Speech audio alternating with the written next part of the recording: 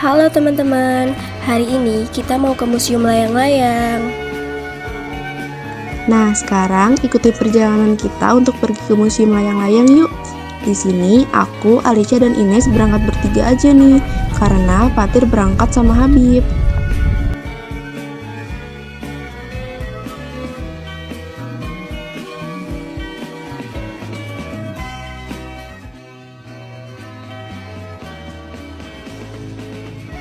Wah, kita udah sampai nih teman-teman di Museum Layang-Layang. Assalamualaikum warahmatullahi wabarakatuh. Kami dari kelompok 4. Perkenalkan, nama saya Alicia Dilandari. Nama saya Mr. Putri.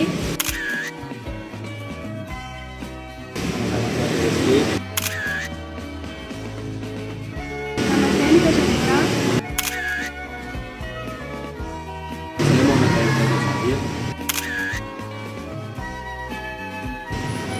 Hari ini kami berkunjung ke Museum Layang-Layang.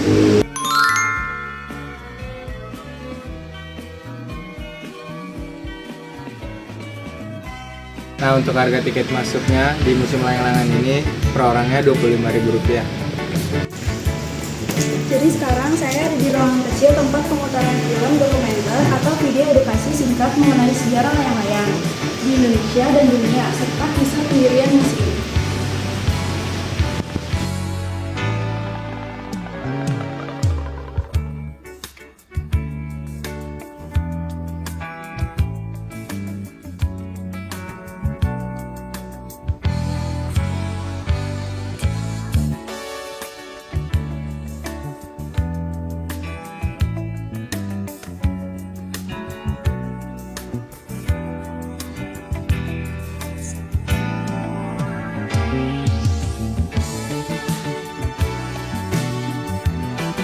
Oke, sudah perkenalkan, nama saya Dayat, saya disini sebagai pemandu di Museum Layang-Layang. Nanti sini saya akan menjelaskan beberapa jenis layang-layang. Jadi layang-layang terbagi 3, ada yang pertama layang-layang tradisional, yang kedua adalah layang kreasi, yang ketiga adalah layang-layang olahraga atau layang-layang kendali. Yang pertama itu layang tradisional itu layang ciri khas daerah. Jadi setiap daerah dia mempunyai layang tradisional masing-masing daerah itu ada. Mau dari Jawa, Kalimantan, Sulawesi itu ada tradisionalnya. Nah, terus yang kedua kreasi. Kreasi terbagi 2, ada 2 dimensi dan 3 dimensi. Kalau dimensi ya bentuknya flat ya, hanya dari satu sisi dari depan kelihatannya. Terus kalau yang 3 dimensi dia berbentuk aslinya. Kayak di atas ini ikan ya, ini lion fish, ini dari Yogyakarta. Ini dari Yogyakarta. Ini dari bahan parasit, jadi kalau kena air tidak mudah sobek, tahan air. Jadi dari apapun bentuk apapun bisa dibuat layang-layang, yang penting tinggal keseimbangannya aja. Ini dari Jogja. Yang ketiga, Hitungan beratnya ini berat berapa ya Kak? kalau untuk total sama bambu paling sekitar kurang lebih sekitar 2-3 kilo. Tapi ini bahannya semua sama Pak? Bahan parasut. Bahannya sama semua? Semua sama. Karena bahan parasut itu yang pertama dia tidak mudah sobek kena air. Terus yang kedua mudah untuk dilipat, jadi bisa dilipat bongkar pasang. Jadi nggak, kalau misalkan dari kertas kan bongkar pasang ini gampang rusak, kena air pun gampang rusak juga. Jadi yang paling bagus itu menggunakan bahan parasut yang untuk kalau misalkan kita mau keluar kota atau keluar negeri, bawa layangan itu mudah untuk dilipat-lipatnya. Oke. Terus yang ketiga itu layang-layang olahraga atau layang-layang kendali ya. Jadi satu orang mengendalikan benangnya 2. Kenapa disebut layang-layang olahraga? Karena 2 tangan kita bergerak ya, mengendalikan layang-layang. Jadi 2 tangan yang ada yang menggunakan 2 tali, ada yang menggunakan 4 tali. Kalau yang 4 tali di kanan 2, di kiri 2. Jadi bentuk layangannya seperti parasut untuk orang terjun payung. Yaitu 3 jenis layang-layang. Sekarang kita ke museumnya dalam ya. Nah, ini museumnya.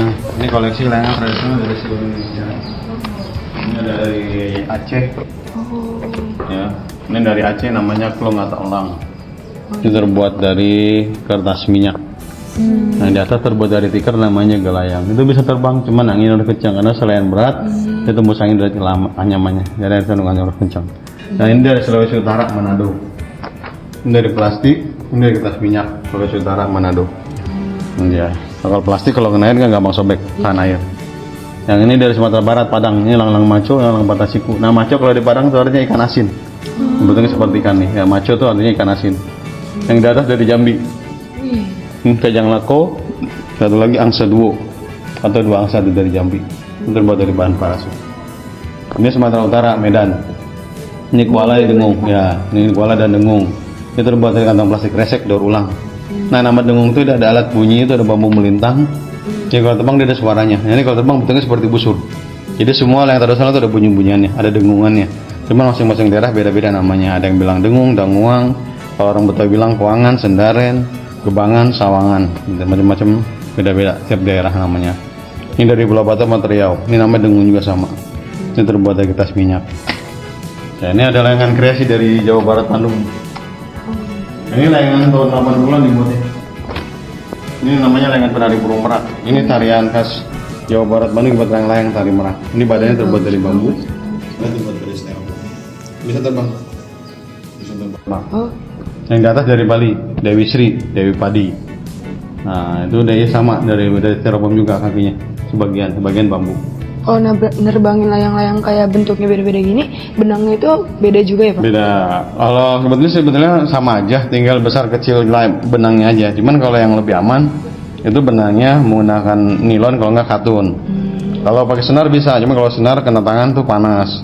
Kalau yang lebih aman dari nilon kalau nggak katun. Cuman tinggal lihat seberat apa sih layangannya untuk tabungan anginnya dan sebesar apa benangnya, misalkan 2 atau 3 mili kita pakainya. Jadi seperti itu. Iya. Nah, ini dari Bengkulu nih, tradisional dari Bengkulu namanya telong-telong. Ini terbuat dari plastik, cuman gambar rumah adat Bengkulu. Ada khas Bengkulunya itu kanan kirinya bunga refleksi atau bunga bangkai. Ini Lampung, namanya siger. Nah, nama siger itu diambil mahkota pengantin perempuan, bentuknya mahkota ini siger. Ini terbuat dari bahan parasut, ini pakai glitter. Nah, ini ada jalan, ini simbolnya nelayan. Jadi nelayan di sana tuh sampai sekarang dia mancing menggunakan layangan. Jadi sambil main layangan sambil mancing ikan. Jadi kalau orang biasa mancing kan pelampungnya di air. Ini pelampungnya di udara, terbang pakai layang-layang. Jadi layang ini bisa pakai plastik, bisa juga pakai daun nih, daun loko-loko atau daun kadaka. Nah, ini satu daun ini sudah bisa jadi layangan. Ini bisa dibuat jadi layangan Pak? Bisa, udah terbang. Tinggal kasih benang sama bulu ayam kayak gitu untuk keseimbangan, ini sudah bisa terbang. Nah, fungsinya layangan itu sama sebagai pelampung. Cuman bedanya pelampung ini dia di udara, layangan, ya, bukan buat tangkap ikan, tapi fungsinya sebagai pelampungan untuk pertanda. Nah, ini caranya. Ini umpannya nih. Ini ikan mati. Ikan ini jadi satu dengan layangan. Kalau layang kalau kena angin bergerak dia. Gitu ya. Nah, ini ikut bergerak seperti hidup dalam air. Nanti dimakan sama ikan, bawa ke jiratnya. Jadi satu layangan buat satu ikan. Coba khusus ikan ini, ikan layur. Nanti ikan todak yang mulutnya panjang. Iya, ikannya. Sampai sekarang masih di sana, mancing menggunakan layangan. Sampai sekarang Pak? Sampai sekarang masih mancing pakai layang-layang. Ini kreasinya kapal. Ini pancingannya masih tradisional dari bambu. Yang di atas dari Jawa Barat Bandung, Pepetengan, gambar petuk, ini Ciapot. Toko pewayangan dari Jawa Barat Bandung. Tapi kalau kayak gini-gini diterbanginnya pas kapan Pak? Acara apa gitu? Kalau ini sih festival aja. Kalau kadang kalau di kampung pas habis musim panen padi, karena kan sawahnya udah panen dan itu untuk menyuburkan tanah juga, dinyak-nyak sama kita. Kita main di situ kita lari kan nginjek-nginjek itu otomatis kan, nah itu untuk menyuburkan tanah. Nah itu biasanya kalau pas panen padi kalau di kampung-kampung ya. Tapi kalau ada juga untuk festival, sebenarnya itu ada festivalnya. Festival internasional juga ada. Nah, kita juga punya koleksi yang terbuat dari daun nih di dalam yuk. Ini yang burung hantu ini terbuat dari daun bambu. Ini dia. Yang buat orang Bali. Ini pernah diterbangkan di Perancis 2016. Burung hantu dibawa seperti ini. Di Perancis kita terbangkan. Jadi mewakili Indonesia itu dari Bali. Nah, ada juga daun lontar nih, burung Garuda. Ini daun lontar. Ini burung Garuda nih. Tahu nggak buah lontar? Tahu Pak. Yang kayak kelapa ya Pak? Kayak kelapa, betul, hitam kecil tapi dia. Ini dari daun lontar, dari Sumbawa namanya goang, terbuat dari pohon pisang. Jadi batangnya, bagian dalamnya dikeringkan jadikan layang dari Sumbawa, namanya goang. Itu ada suaranya juga ya Pak? Ada semua ada. Itu makanya kalau ada itu udah pasti ada suaranya, bunyi-bunyian, dengung. Bikin dari daun kayak gini seberapa sulit sih Pak? Apa itu? Pembuatannya? Lamanya? Iya. Tergantung dari bentuknya. Kalau ini paling kan 1 bulan udah selesai. Ini 1 bulan. Pak, kan biasanya layang-layang dibuatnya dari kayak yang tadi, dari kain yang lain. Nah ini kan dari daun beda sendiri Pak. Itu inspirasinya dari mana sih Pak? Iya, jadi inspirasinya sebetulnya layang-layang itu dari apapun bisa, ya tinggal disesuaikan dengan gerakannya. Dan ini orang Bali mencoba di daur ulang. Mungkin di sana tuh banyak daun berserakan tapi tidak bermanfaat. Tapi bagaimana caranya daun berserakan ini yang tadinya sampah jadi bermanfaat dan bernilai harganya. Gitu. Jadi dibahankan kan seniman Bali dibuat layang-layang. Nah kalau seperti ini kan selain bermanfaat, ini ada nilainya. Kalau kita jual ke mancanegara, kalau orang luar negeri, ini bisa laku 5-6 juta satu layangan ini. Karena dia kalau orang sana tuh layangan yang terbuat daun itu dia sangat unik. Dan di sana tuh tidak ada daun-daun seperti ini. Gitu, makanya itu bisa lebih mahal kita jualnya dan bernilai tinggi, lumayan jualnya, harga jualnya. Gitu. Jadi seperti itu. 2 cm. Ini 3 cm, 15 cm. Tapi terkecil ini 2 nih dari sini. Bisa terbang. Bisa terbang, Pak? Bisa terbang, tapi dia nggak tinggi. Kenapa? Kalau tinggi nanti nggak kelihatan. Iya. Jadi yang nanya 4 meter di dalam ruangan yang kita jalan bisa terbang. Bukan nggak bisa tinggi juga. Saya nggak kelihatan juga kan kalau tinggi. Ini dari Cina semuanya, ada capung, kupu-kupu ikan dari Cina. Yang bulu itu layangan juga, Pak? Ya? Yang bulu. Ini dari Swedia, dari bulu angsa. Dia orang Swedia nih cara yang berbeda. Yang belum ada apa dibuat dari bulu, nyata bisa terbang. Ini dari Jepang. Namanya rokaku dari Jepang, persegi 6. Jadi bahasa Jepang tuh roku tuh bahasa Jepang 6 tuh roku tuh 6. Makanya dibuat roku. Nah itu persegi 6, 1, 2, 3, 4, 5, 6. Nah, permisi nih Pak, setelah sekian banyak yang tadi Bapak jelasin nih di Museum Layang-Layang ini, perkenalkan nama saya Muhammad Fatih Rizky dari sekolah SMA N8 Tangsel. Nah di sini saya ingin mewawancarai Bapak nih. Nah museum ini didirikan dari tahun berapa sih Pak? Ya, museum ini didirikan pada tanggal 21 Maret 2003. Jadi diresmikan dan dibuka untuk umum, dan yang meresmikan itu waktu itu masih Menteri Pariwisata dan Kebudayaan itu masih IGDR Dike. Jadi diresmikan pada tanggal sekian. Lalu siapa sih Pak yang mendirikan museum ini, Pak? Ya, pendiri Museum Layang-Layang ini namanya Ibu Endang Ernawati. Jadi beliau ini memang suka sekali dengan layang-layang. Kalau tujuan didirikannya ini apa sih Pak? Ya, tujuan didirikan Museum Layang-Layang ini karena layang-layang ini kan salah satu kasanah budaya bangsa. Jadi zaman nenek moyang kita ini layang-layang memang sudah ada. Jadi termasuk kebudayaan permainan layang-layang. Jadi kita jangan sampai lupa dengan kebudayaan kita permainan layang-layang, karena di Indonesia ini paling banyak layang-layang tradisional ya, hampir dari seluruh Indonesia itu layang tradisionalnya ada, dan bahkan ada juga dari salah satu daerah tuh dia layang-layang sangat unik dan terbuat dari daun. Terus gimana caranya orang-orang tahu kalau misalnya ada museum layangan di sini? Iya,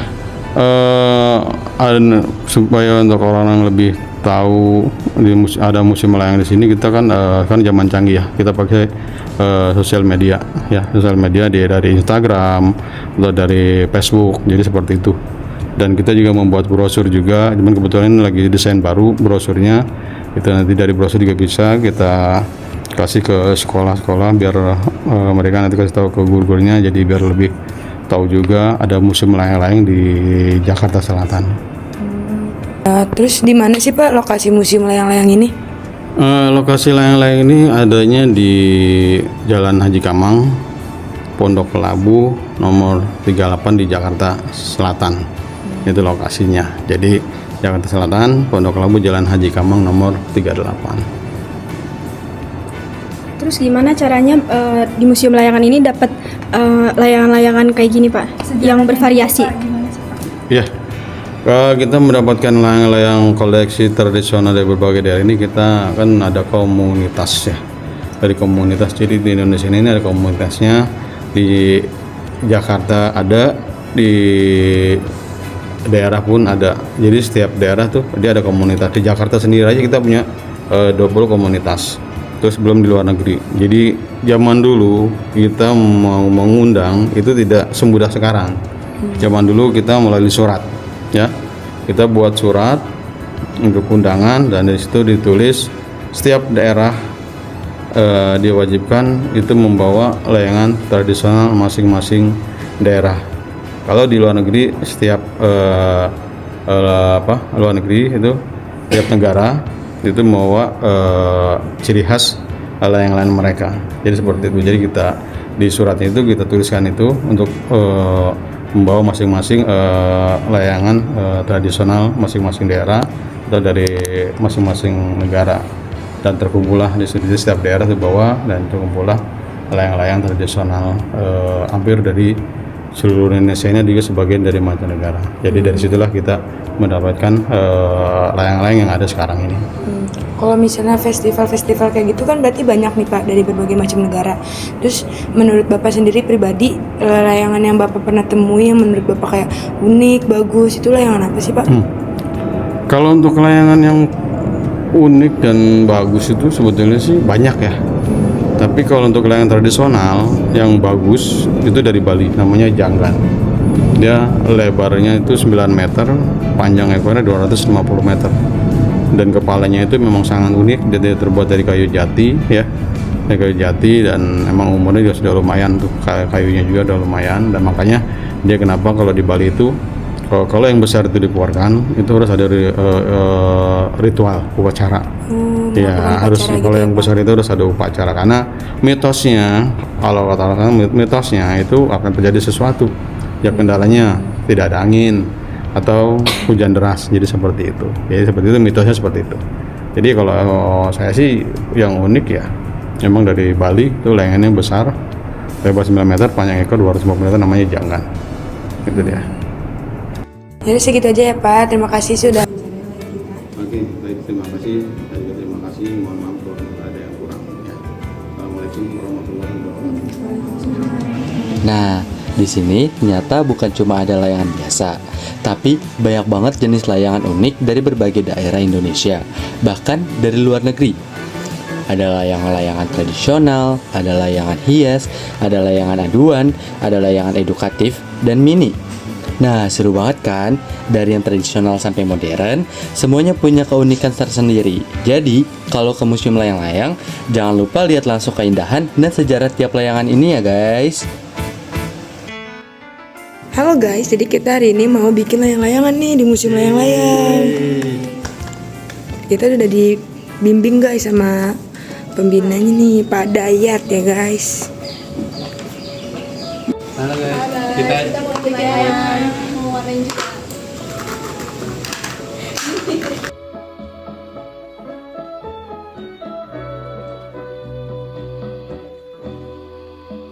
Hujan deras sekali, tetapi bagiku seakan-akan tak berarti.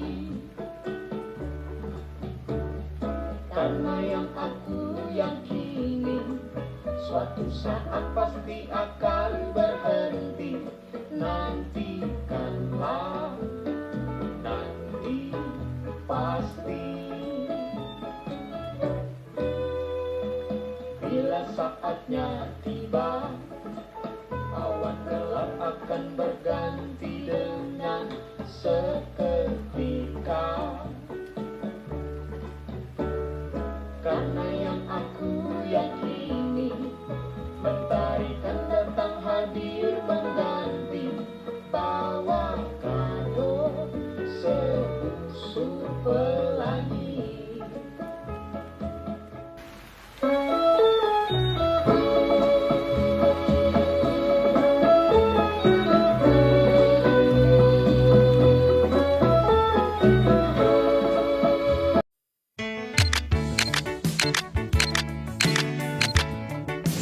Nah guys, yang di belakangku ini itu ada area khusus penjualan berbagai kacamata dan oleh-oleh yang bertema layangan. Barang yang dijual itu meliputi layangan hias, layang-layangan mini, kaos, dan produk kerajinan lain yang terkait dengan museum atau budaya Indonesia. Nah di belakang ini tokonya itu sedang tutup. Di sini juga tersedia musola yang bersih dan nyaman loh. Jadi buat pengunjung yang ingin beribadah nggak perlu khawatir.